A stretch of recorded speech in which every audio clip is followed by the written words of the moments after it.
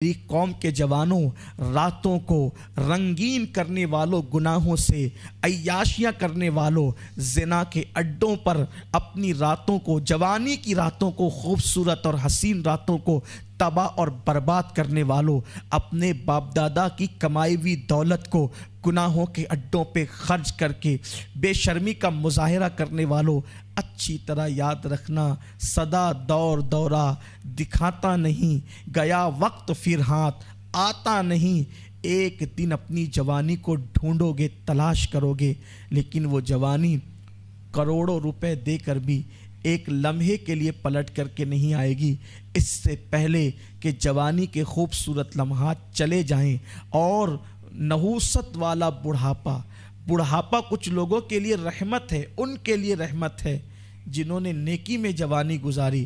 ایسے بوڑھوں کی شان تو یہ ہے کہ میرے آقا فرماتے ہیں ان بوڑھوں سے اللہ بھی حیا فرماتا ہے، ان کی دعا بھی اللہ رد نہیں فرماتا۔ اگر ان سے کبھی گناہ ہو جائے، جو جوانی میں گناہ نہیں کرتے تھے، اگر بڑھاپے میں کبھی ان سے گناہ ہو جائے تو اللہ فرشتوں سے کہتا ہے میرے اس بندے کا گناہ مت لکھنا، کیونکہ اس نے اپنے دامن کو جوانی میں گناہوں سے بچایا تھا۔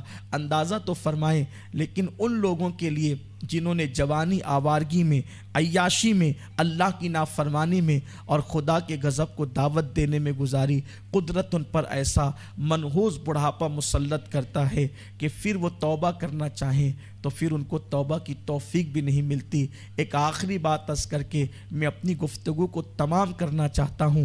بہت سارے لوگ یہ سوچتے ہیں جوانی کو آوارگی، عیاشی، گناہ، پاپ میں گزار دو، جب بوڑھے ہو جائیں گے ہاتھ میں تسبیح لیں گے، مصلی پہ بیٹھیں گے۔ میں نا امید نہیں کرنا چاہتا، اللہ جس کو جب توفیق دے تب وہ نیک بنتا ہے، لیکن اتنا ضرور یاد رکھنا جب بوڑھے بیل کی جو چلنے پھرنے کے قابل نہ رہے اگر قربانی کی جائے تو قدرت اس قربانی کو پسند نہیں کرتی۔ جب بوڑھے بیل کی قربانی قدرت پسند نہیں کرتی، لاغر اور چلنے پھرنے کے قابل نہ رہنے والے جانور کی قربانی قدرت پسند نہیں کرتی، تو وہ بڈھا جس نے جوانی میں زنا کے اڈوں کو وقت دیا، شراب کے اڈوں کو وقت دیا، تاش کے پتوں کو وقت دیا، اور جب کسی قابل نہیں رہ گیا تو بچی کچی بڑھاپے کی چند سانسیں اب اگر اللہ کے نام کرنا چاہیں تو وہ غیرت والا خدا جو بڈھے بیل کی قربانی قبول نہیں کرتا اور پسند نہیں فرماتا اس کو، تو اللہ تعالیٰ یہ عیاشیوں سے جب کسی کام کی زندگی نہ رہی تو ان چند سانسوں کو میرا اللہ کیسے قبول فرمائے گا؟ اس سے پہلے کہ قدرت کے فیصلے ہو جائے کہ قدرت تمہیں مردود کر دے، رب کی بارگاہ میں توبہ کر کے قبولیت کی طرف آؤ۔ اب بھی ہر رات کے آخری پہر میں میرے اللہ کی رحمتیں پکار کر بندوں کے دامنے دل پر دستک دیتی ہے۔ اے رات کے گناہ کرنے والے، صبح ہونے سے پہلے توبہ کر لے تاکہ میں تجھے معاف کر دوں۔ اور شام کو سورج غروب ہوتے وقت میرے اللہ کی رحمتیں پکار کر کہتی ہے اے دن کو گناہ کرنے والے، اس سے پہلے کہ شام ہو جائے دن کے گنہگار تو توبہ کر لے تاکہ میں تجھے معاف کر دوں۔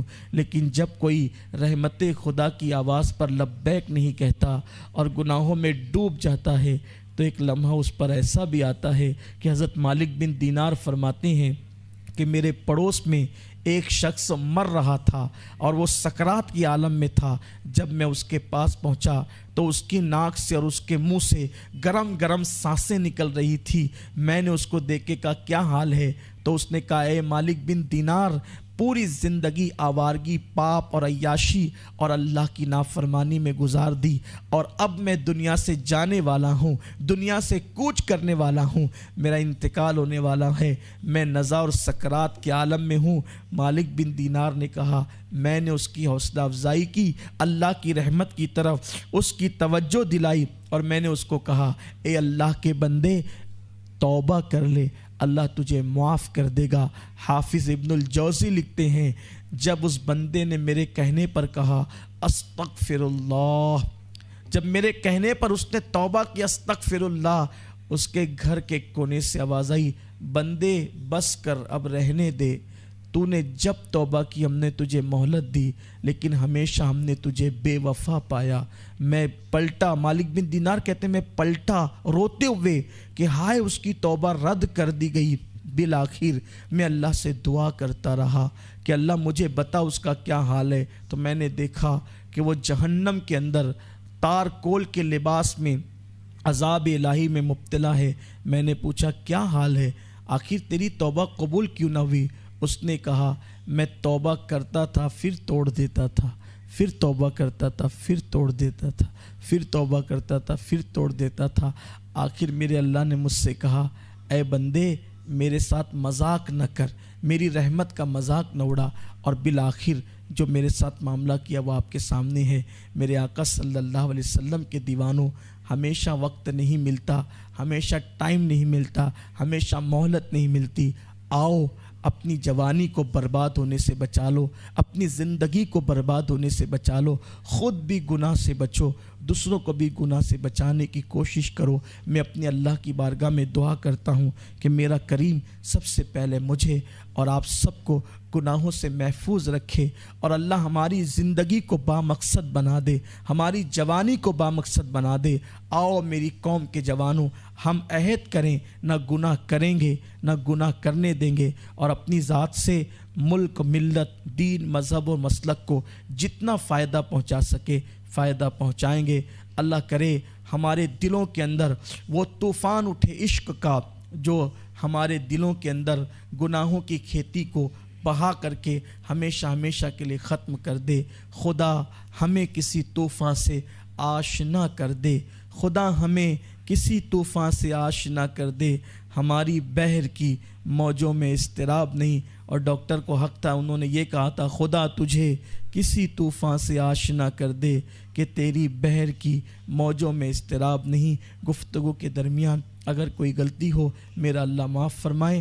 استغفر اللہ ربی من کل ذنب واتوب الیہ وما علینا الا البلاغ۔ السلام علیکم ورحمۃ اللہ وبرکاتہ۔